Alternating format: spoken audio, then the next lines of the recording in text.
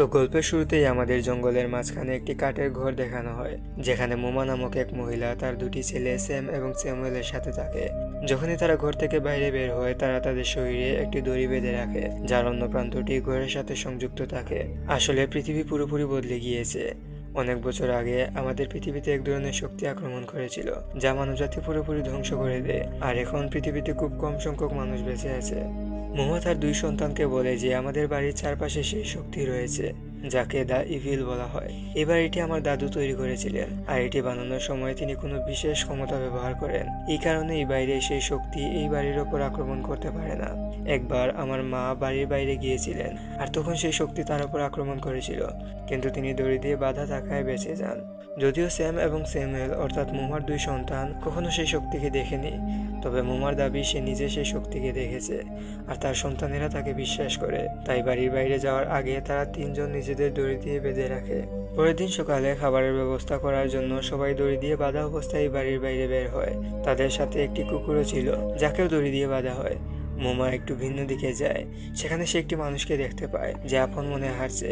মোমা বুঝে যায় যে সেই শক্তি অর্থাৎ দ্য ইভিল তাকে নিজের নিয়ন্ত্রণে নিয়ে নিয়েছে। তাই সে তার দিকে মনোযোগ দেয় না, কারণ মোমা তার আশেপাশে এরকম ঘটনা আগেও দেখেছে।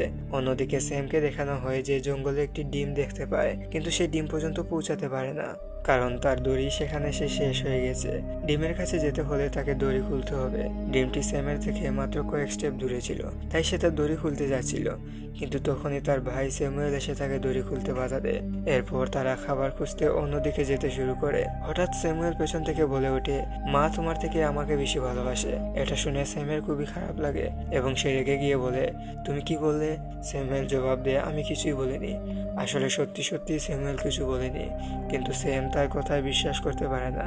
রাগের মাথায় এসে স্যামুয়েলের দড়ির ওপর পা দিয়ে দাঁড়ায়। স্যামুয়েল যখন সামনে এগোয়, তখন সে নিচে পড়ে যায়, আর সেই সঙ্গে তার দড়ি খুলে যায়। এখন স্যাম তার ভাইকে দড়ি ছাড়া দেখে ভয় পেয়ে যায় এবং স্যামুয়েলকে সাহায্য করার জন্য নিজের দড়ি খুলে নিচে নেমে আসে। একই সাথে বিপদের সংকেত হিসেবে একটি বাঁশি বাজায়। বাঁশির আওয়াজ মোমা শুনে ফেলে এবং দ্রুত তাদের দিকে আসতে থাকে। এরই মধ্যে একটি অদ্ভুত মহিলা তাদের দিকে এগিয়ে আসে, তবে সেই মহিলা তাদের কাছে পৌঁছানোর আগেই মোমা সেখানে এসে তাদের উপরে তুলে নিয়ে যায় এবং দড়ি দিয়ে বেঁধে ফেলে। এরপর সে অদ্ভুত মহিলা মোমার কান বরাবর এসে গর্জন করতে শুরু করে, কিন্তু অবাক করা বিষয় হলো সেই মহিলাকে মোমার দুই সন্তান দেখতে পায় না, তাকে শুধু মোমাই দেখতে পায়। এরপর মোমা দুই সন্তানকে বাড়ি নিয়ে আসে। বাড়ি ফিরে এসে তাদের বোকাচোকা করে এবং বলে, আজকের পর থেকে কখনোই নিজের দড়ি খুলবে না।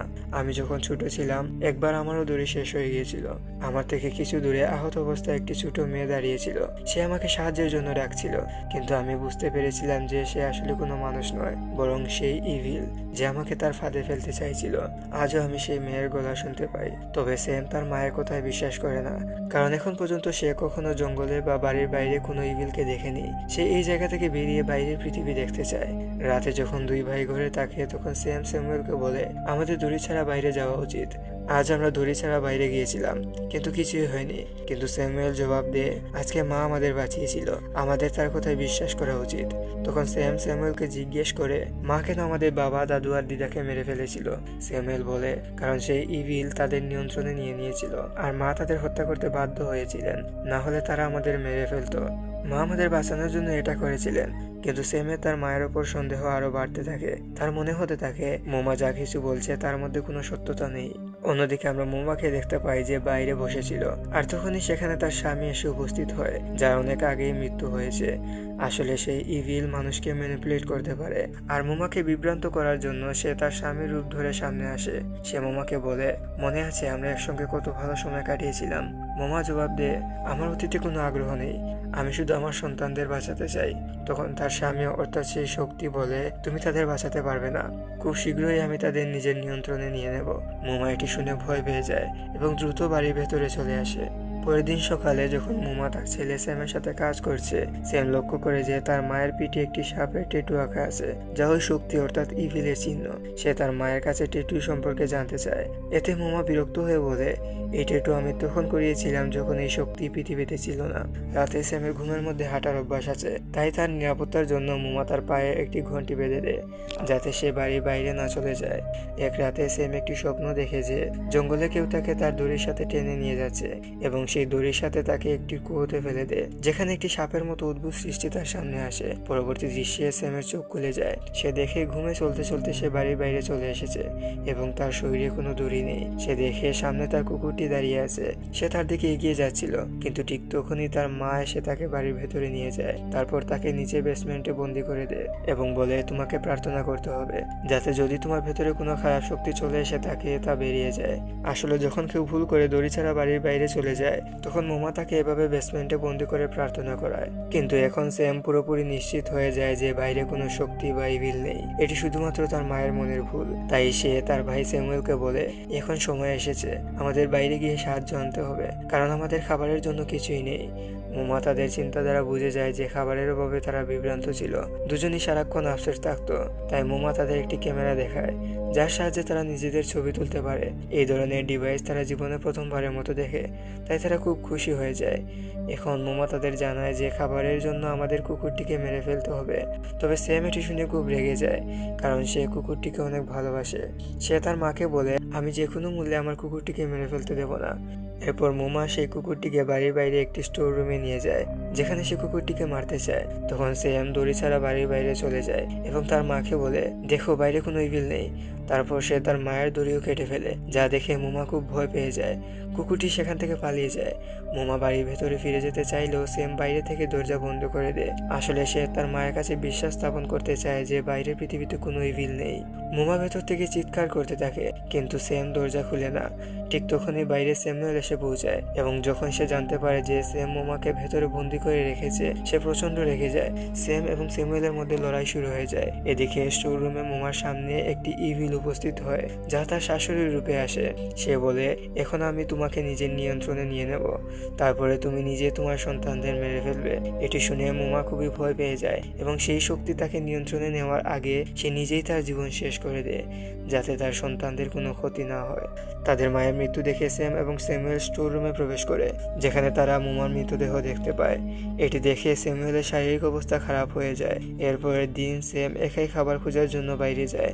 এখন সে তার মা এবং ভাইয়ের দড়ি দুটি একত্রিত করে সেটা দৈর্ঘ্য অনেকটা বাড়িয়ে দেয় এবং সে রাস্তায় পৌঁছায়, কিন্তু সেখানে কিছুই ছিল না।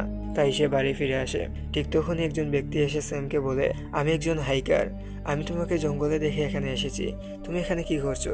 স্যাম জানায় আমার মা মারা গেছেন, আমার ভাই খুবই অসুস্থ, আমাদের কাছে কোনো খাবার নেই।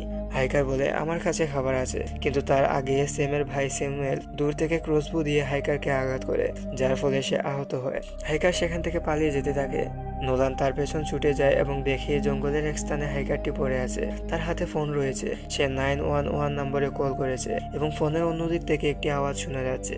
এর মানে দুনিয়া এখনো শেষ হয়নি, পৃথিবীতে এখনো মানুষ বেঁচে আছে। এবং স্যাম তার ব্যাগ নিয়ে বাড়ি ফিরে আসে, যার মধ্যে প্রচুর খাবার থাকে। কিন্তু স্যামুয়েল এখনো মনে করে যে ওই লোকটা ইভিল ছিল, কিন্তু ক্ষুধার কারণে সে তার খাবার খেয়ে ফেলে। এরপর স্যামুয়েল ব্যাগটি পরীক্ষা করে, যেখানে একটি ওয়ালেট পাওয়া যায় এবং ওয়ালেটের ভেতরে একটি শিশুর ছবি রয়েছে। এতে সে বুঝতে পারে যে আসলে ওই লোকটি একজন মানুষ ছিল এবং সে এক নির্দোষ মানুষকে মেরে ফেলেছে। এই ভাবনা তাকে অনেক কষ্ট দেয়।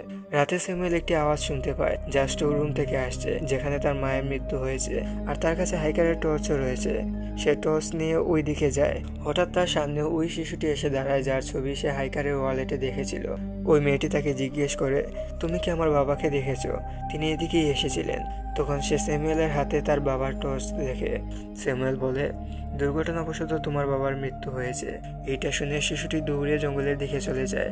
স্যামুয়েল তার পেছন পেছন যেতে থাকে, কিন্তু হঠাৎ তার দড়ি শেষ হয়ে যায়। সে তার দড়ি খুলে ফেলে এবং দৌড়াতে দৌড়াতে এক জায়গায় পৌঁছায়। হঠাৎ শিশুটি অদৃশ্য হয়ে যায় এবং স্যামুয়েল দেখে সামনে এক গাছের উপর এক অদ্ভুত ক্রিয়েচার চলছে। পরের মুহূর্তে সেই ক্রিয়েচার তার পায়ের সামনে চলে আসে। আসলে এটি সেই মেয়েটি যে একজন ইভিল। সে স্যামুয়েলকে নিজের নিয়ন্ত্রণে নিয়ে আসে। স্যামুয়েল এরপর বাড়ি ফিরে আসে। এখন সে সম্পূর্ণরূপে সেই ইভিলের অধীনে।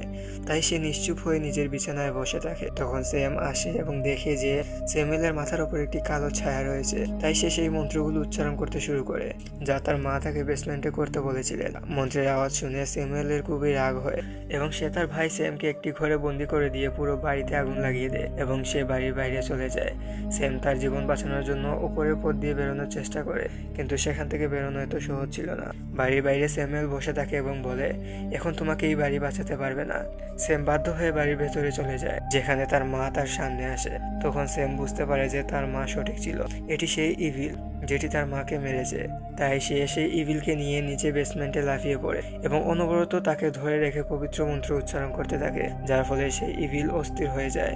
সে তার আসল রূপে ফিরে আসে এবং দ্রুত সেই ইভিলের মৃত্যু হয়ে যায়। বাইরে স্যামুয়েলের কাছে যে ক্যামেরা ছিল তা দিয়ে সে তার ছবি তুলে। কয়েক ঘন্টা পর যখন পুরো বাড়ি পুড়ে যায়, তখন সেখানে রেস্কিউ টিম আসে, কারণ হাইকার 911-এ কল করেছিল এবং তার কলের কারণে রেস্কিউ টিম এখানে এসে পৌঁছেছে। তারা স্যামকে রেস্কিউ করে নিয়ে আসে। স্যামের ভাইও সেখানে থাকে, কারণ তাকে রেস্কিউ করা হয়েছিল। এরপর আমাদের স্যামুয়েলের ক্যামেরা দেখানো হয়, যার মাধ্যমে স্যামুয়েল তার ছবি তুলেছিল। সেই ছবি এখন প্রিন্ট হয়ে ক্যামেরা থেকে বাইরে বেরিয়ে এসেছে এবং এখানে আমরা দেখি স্যামুয়েলের কাঁধে কেউ একটা হাত রেখেছে এবং এইটা সেই এন্টিটির হাত যা সর্বদা তার মায়ের পাশে ছিল। এই দুই ভাইকে এখন শহরে নিয়ে আসা হয়, যেখানে সত্যিই মানুষ বাস করে। যদিও স্যাম এবং স্যামুয়েলের মা তাদের বলেছিল যে এই পৃথিবীতে তারা ছাড়া আর কেউ বেঁচে নেই, কিন্তু বাস্তবতা কিছুটা ভিন্ন। পৃথিবীর অন্য মানুষেরা সেই ইভিল সম্পর্কে কিছুই জানে না। আপনার কি মনে হয়, সত্যিই কি সেই এন্টিটি আমাদের পৃথিবীতে আক্রমণ করেছিল, নাকি এটা শুধুমাত্র স্যাম এবং স্যামের মায়ের মনের ইলিউশন ছিল, যা প্রথমে তার হয়েছিল এবং এখন তার সন্তানদেরও হয়েছে? সেটা কমেন্ট করে জানান। আর মুভিটি ভালো লাগলে ভিডিওটিকে লাইক আর চ্যানেলটিকে সাবস্ক্রাইব করতে ভুলবেন না, যাতে এই ধরনের ইন্টারেস্টিং মুভি আপনি পেতে থাকেন। ধন্যবাদ।